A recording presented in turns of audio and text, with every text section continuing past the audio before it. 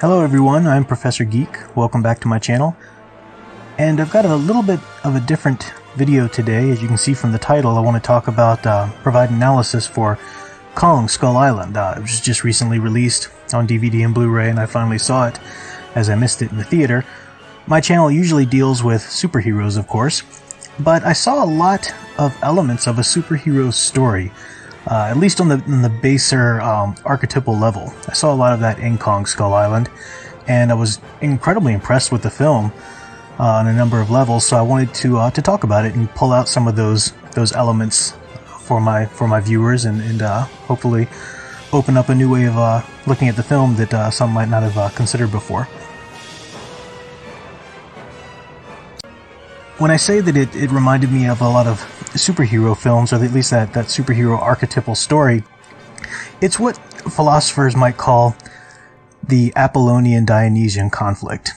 But it's basically the conflict, the battle between the cognitive, the brain, and the primal, the instinctual, whether that's in context of the heart, or emotions, or just animal instinct, or whatever. We see that basic conflict a lot in superhero stories. I mean, look at Batman and the Joker, for example. Batman is all about self-control. He's a detective. He's spent so many years training and disciplining his body and his mind, and his biggest foe is the Joker, who's all about chaos, very Dionysian villain, out of control. You see that conflict a lot in hero stories as kind of the central conflict, really, to any superhero story, and good superheroes explore different facets of that conflict rather well.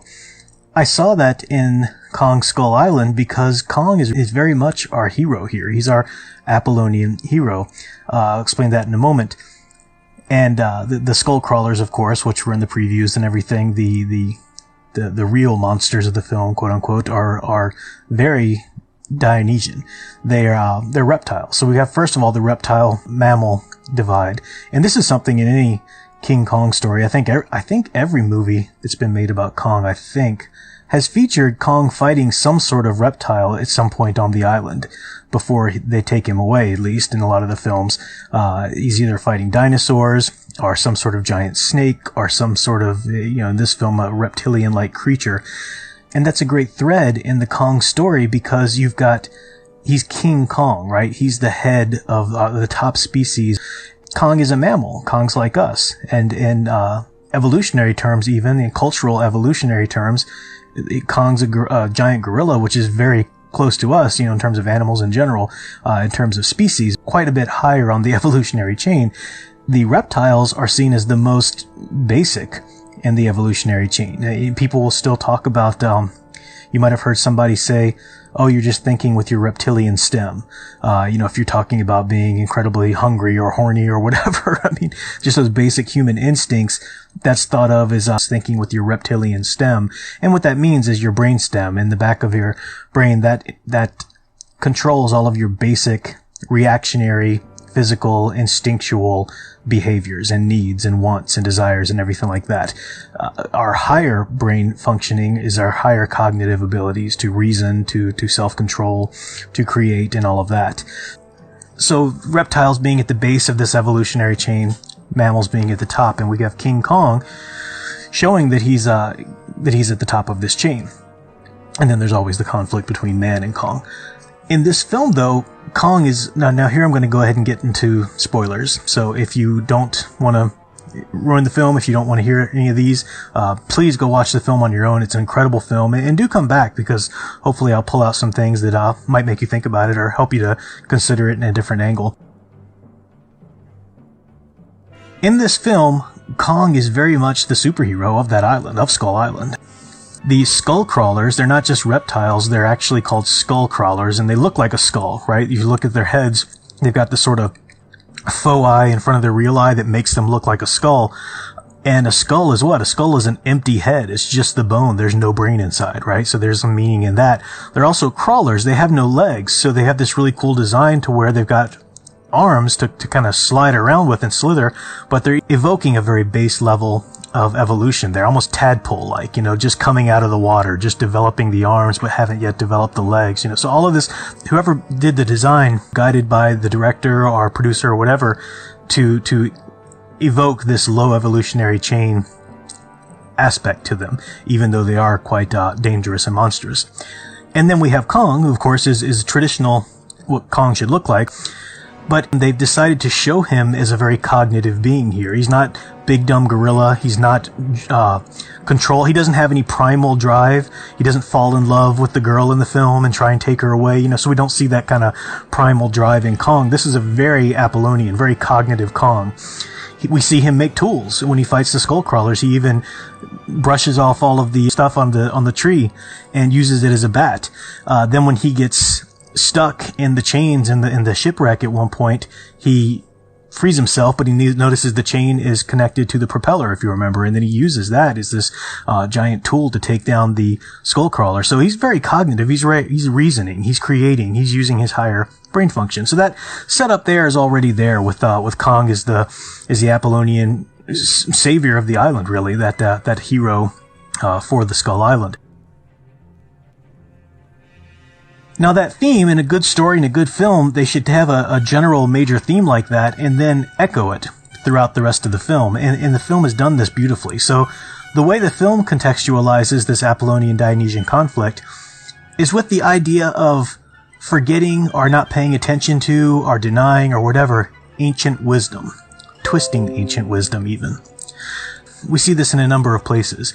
When they're flying in the helicopters through the storm at first to get to the Skull Island, Colonel Packard tells his crew the story of Icarus.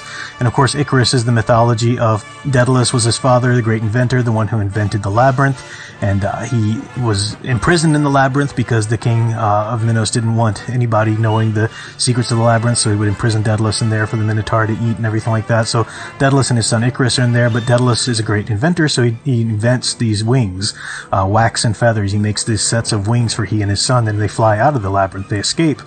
But Icarus, his son, is so enamored with flying that he flies too high, and he gets close enough to the sun for the sun to melt the wax between the feathers, and his wings disintegrate, and he falls to his death. So the lesson in that story is don't reach too high. Don't bite off more than you can chew, whether that's as an individual, but specifically as a culture.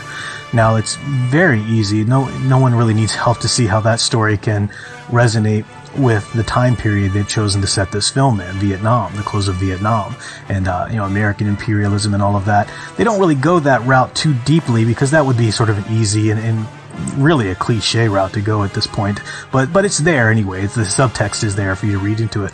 But Colonel Packard tells this story, and then he perverts it though, because he says Daedalus gave his son wax and feathers, but America has given you boys steel, and talks about whatever the helicopters are made with or something like that, and we're going to get you through, and you can fly as high as you want. So it's that idea of taking the myth that's supposed to mean one thing and completely perverting it and flipping it on its head to mean something else. That's a misunderstanding or a misappropriation of ancient wisdom. It's a denying of that. We see it again, and when Cole talks about the story of the mouse and the lion, the mouse pulling the thorn from the lion's paw and making friends with the lion. Of course, we know, but Cole says no, he kills the lion with the thorn. It's, a funny moment and a great little moment in the film, but it also echoes this theme of misunderstanding or misappropriating ancient wisdom. The ship that they came from is called the Athena. Athena was the goddess of wisdom, gray-eyed Athena. The ship that Marlowe creates, that he's been working on long before they get there, that they help him finish, the little boat, he calls it the Gray Fox. Well, that's done for a reason. He just mentions it at one point and they never come back to it. So that's not just a throwaway line. The Gray Fox, okay, gray-eyed Athena, the Gray Fox, he's associated. We know that Marlowe's character understands the island. He understands Kong's role on the island. He's been there for so many years. He's a representative or a symbol of ancient wisdom there, so to speak, right? He's coming from the past. They call him like a time traveler. He's stepping out of the past, meeting them and helping them through, and they're helping him get back home, of course. So his ship is the Gray Fox. All right, well then what does fox mean? Could mean a number of things. I tend to think as long as we're in the Greek mythology vein, I think there's no reason to jump out of that. And I don't think fox is a random word. There's a myth of the Tumescian fox. This is a fox who can never be caught. So maybe that has something to do with calling the Gray Fox, this is the ship that won't be caught. Of course it won't. In the end, we know it survives quite intact and serves as their salvation. So, could be something with the Tumeshan Fox. I don't know. There might be some other angle I'm not seeing calling it the Gray Fox. But I know the Gray is likening it to Athena, which has already been established. She's the gray-eyed Athena. Completing the Greek mythology aspect, we have the wrecked ship that is a sacred place now to the natives, where Marlowe takes everyone when he first meets them to give them the story of the island. And this ship is called the Wanderer. That's what's on the side of it. Since we've had a previous ship named Athena, and we've got all of this Greek mythology symbolism anyway, the terms Apollonian and Dionysian are from Greek mythology, different Greek gods. The Wanderer is probably a reference to Odysseus, who was favored by Athena, was her champion in the Trojan War. And his big story, the Odyssey, of course, is all about trying to get home. And he's often called the Wanderer of the Seas. That's one of his epithets as well. So the Wanderer, that's the reference there. And the team is going to be very much on their own Odyssey here. And the only way they'll be successful is to do so with the patronage of Athena. Their ship that stayed outside of the storm, stayed within its place, didn't go through the storm. That's of symbolic import there as well. So that's the way they're going to make it through this, by listening to ancient wisdom. We see this idea of the loss of ancient wisdom, or the Apollonian-Dionysian conflict, elsewhere in the film as well. The simple fact that the Americans are the technologically advanced ones, right? They're going there, and they've got the knowledge and the technology and the philosophy and the way of life and all of that. But they go to this island and find the natives there, living in straw huts and whatnot, but these natives are far more advanced. As Marlowe tells us, there's no violence, they've eliminated that in their society, and they've got everything they need there, living in protection behind the walls and stuff like that. So a turning on its head of what we would think is the more evolved race, this idea of scale between the Dionysian, the lowly instinctual, and the Apollonian, the more highly cognitive functioning. We also see this within the characters themselves. There's that kind of soldier mentality, or soldier character we see a lot in films, where they cannot function without taking orders. They've given themselves so much to this construct of this is your rank, this is your commanding officer, you do what you're told. They've given themselves so much to that they can't really function outside of that. We see that with Colonel Packard in the beginning, right? He's going home from the war, he doesn't know what he's going to do with himself, because he's defined by his role in the military. And I think that's one of the reasons pushing him not to abandon this mission, not to even escape and go home, but to continue the fight and stuff like that. And we see that the characters who are more about the military, the ones who are more about just following orders, straight-laced, are the ones who die. They're the ones who can't survive. Cole is a great example of somebody, he showed a little bit more personality, and he was a character we liked, and he died a heroic death. He stopped and decided to sacrifice himself, but he's a character you could see in his face many, many times, didn't know how to comprehend what they were doing, not following commands and going against them and this and that. He really didn't understand anything that didn't come down through the proper chain. The surviving characters, the soldiers rather, who did survive, showed a lot more personality in the film. Of course, the young man, I forget his name, with the red bandana, he showed a lot more personality in his banter with Marlowe. So showing a little bit more of a not just following orders, not just sort of the mindless, and that's the idea here. The mindless following orders is Dionysian in this context, and those who think for themselves are the more highly cognitive who get through this.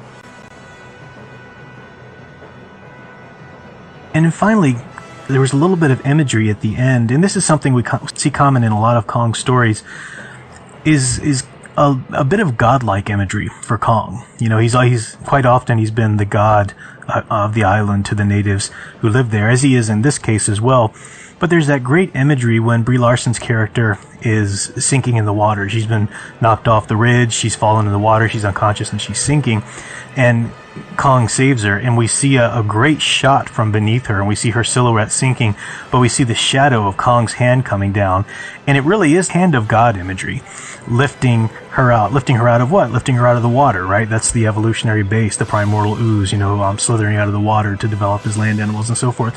So lifting her out of the water, and then he's attacked by a skullcrawler again. The skullcrawler senses that she's in his hands trying to eat her, so he has her in his hand. The skullcrawler takes his whole hand in his mouth, and then of course he, in the brilliant scene, he's able to pull the entire tongue out of the skullcrawler and kill it like that. But he's snatching her from the jaws of the devil, basically. And this is a very common theme in a lot of mythologies and a lot of religions.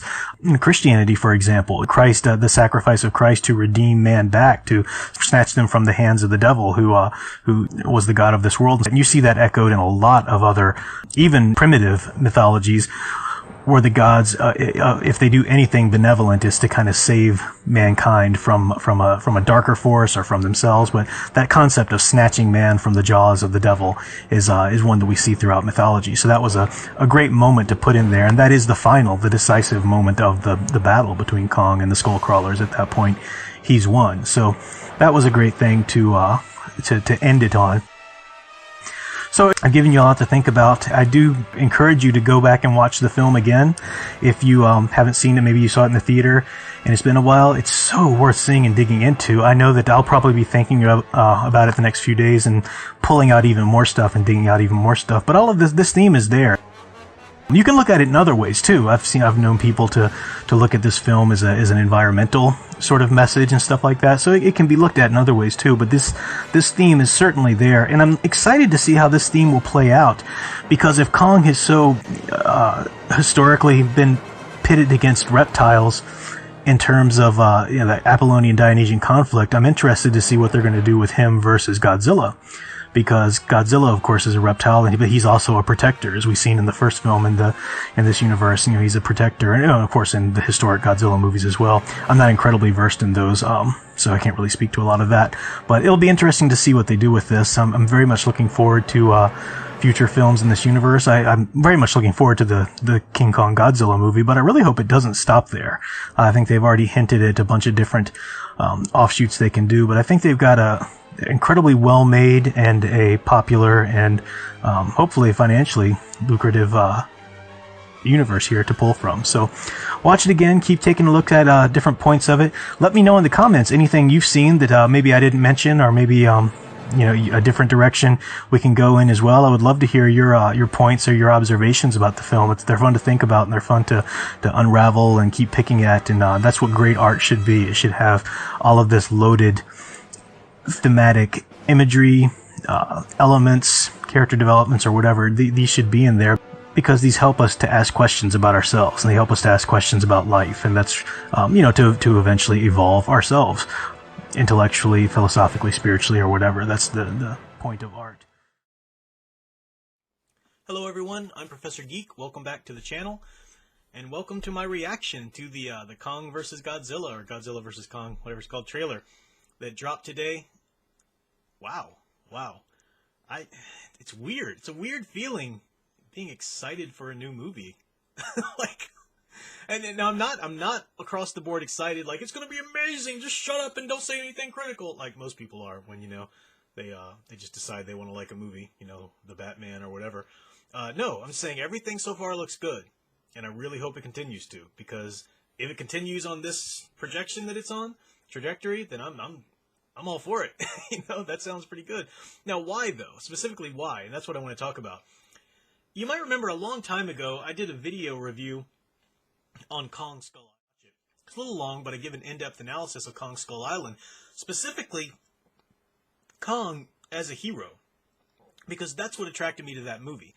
I really have enjoyed all of these recent movies done in this universe. So the first Godzilla they did there, what was it, 2014 or something? I forget exactly when.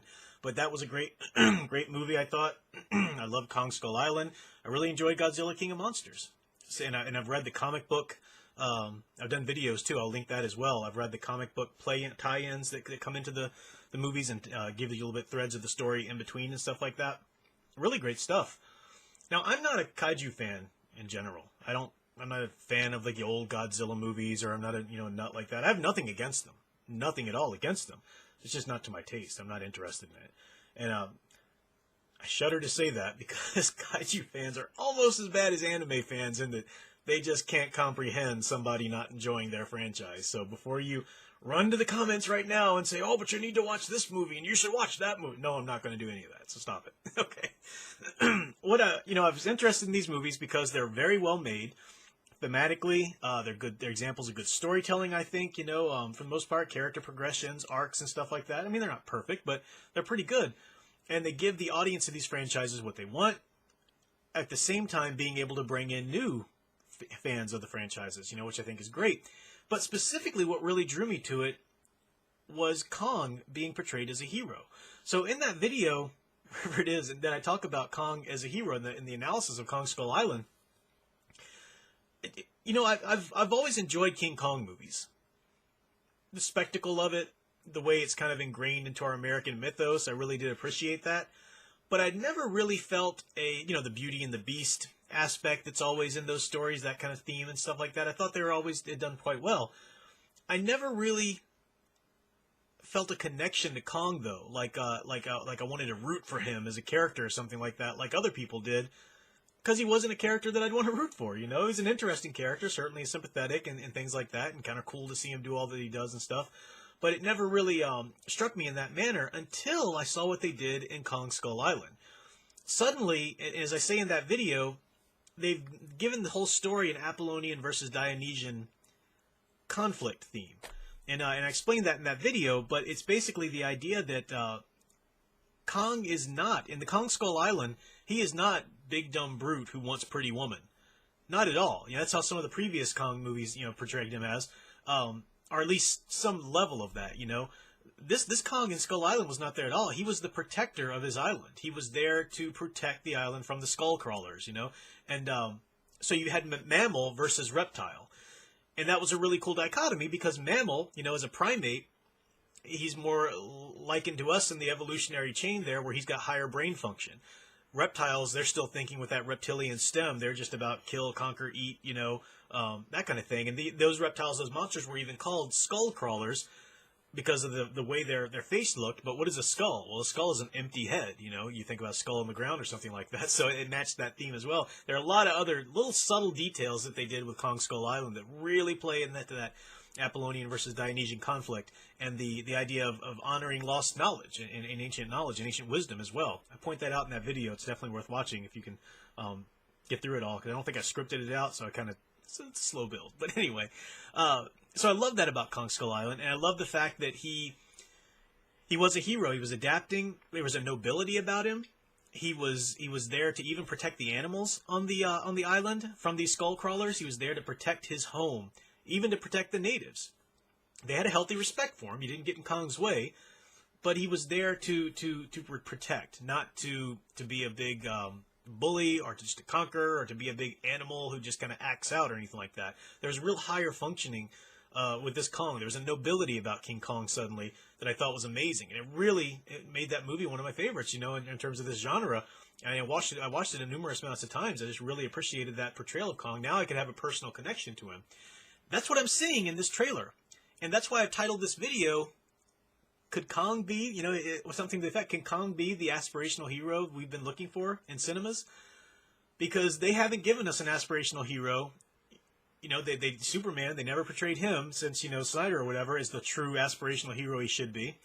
The Marvel Universe, once Endgame happened, they just kind of dumped all over that idea of an aspirational. You had really good cathartic motivational heroes stepping up to bat, but the choices they made, even with Captain America at the end, the great aspirational hero of Marvel, they just had him choose to go ahead and serve his own ends at the end, and I'm just going to be self-serving all of a sudden. Totally selfish, throw time and the consequences of the timeline and all of my friends counting on me now here and then. I'm just going to throw that all away. I don't care. I'm serving myself. I've done enough. It's time for me to get what I want. That's ridiculous. Ridiculous. Spits in the very face of an aspirational hero, the idea that he would go back in time and stay with Peggy. That is so dumb.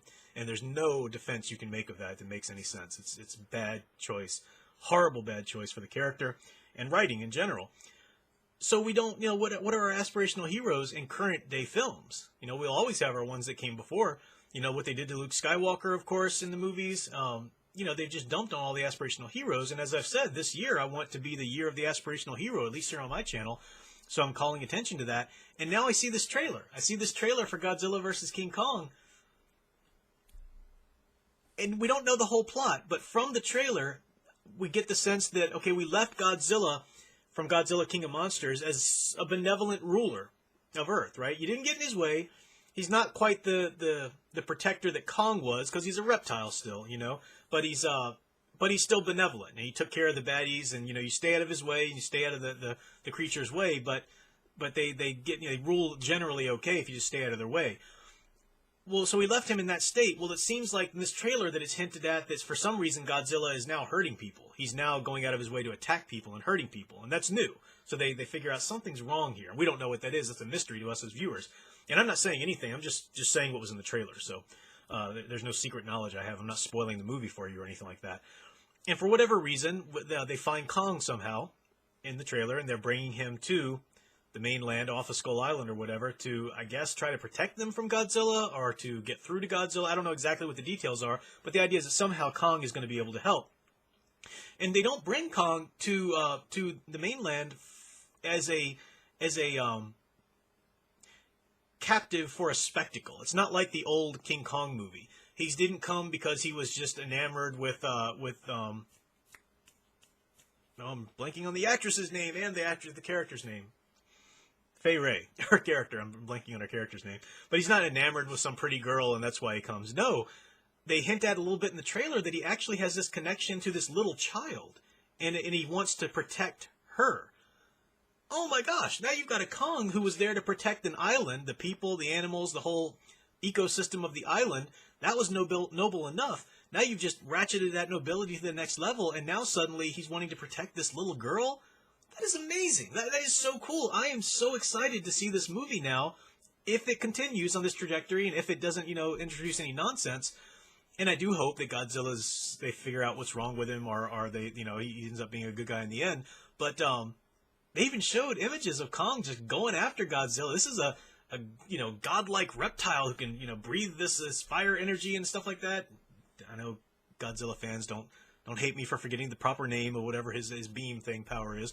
But, it's quite a threat for somebody like Kong. But Kong goes right after him, even in the water. Not a natural habitat for Kong. He's ready to fight him right there on the aircraft carrier and jump into the water or whatever. That's amazing. So I'm really excited about this movie, and I'm wondering, of all places, in a time when we need an aspirational hero, we need current depictions of aspirational heroes. Again, we'll always have Superman, Luke Skywalker, Captain America in the past. But in a time when they're just not portraying those characters anymore like that on the big screen, is a Godzilla movie and King Kong movie, is that really the vehicle we're going to have for an aspirational hero? Great. Okay. It's going to come out somewhere. As I've said, you keep suppressing and deconstructing that aspirational hero, and if you keep going after the tried and true iterations of those heroes, they'll pop out in places you least expect them. And here we might have him popping out as King Kong, of all things, which I think is awesome. So, yeah, thumbs up from me on that trailer. I'm excited about it. It's weird to be excited about a movie that's coming out. I'm cautiously interested in Ghostbusters Afterlife, but I'm going to need to see a bit more, and it's going to have to pass a few more tests before I'm really on board and excited. But yeah, this Kong vs. Zilla, that's please continue like it is. Please be what it's promising to be, because that's really cool. And I just think it's so interesting that, as I've said, when you suppress that aspirational hero and you keep deconstructing all of our wonderful iterations, the world can't function without him. So he's going to pop up in sometimes the most least expected places. And here we have him in a Kong movie, so that's going to be sweet. That's all I have for now, just a reaction to that. But come back later for more live streams, more gameplays, more book studies, more recommendations. I am working on another heroic recommendation for you. And I'll be back with more commentary like this. But until next time, keep enjoying and digging deeper into the hero stories you love. Thanks for watching.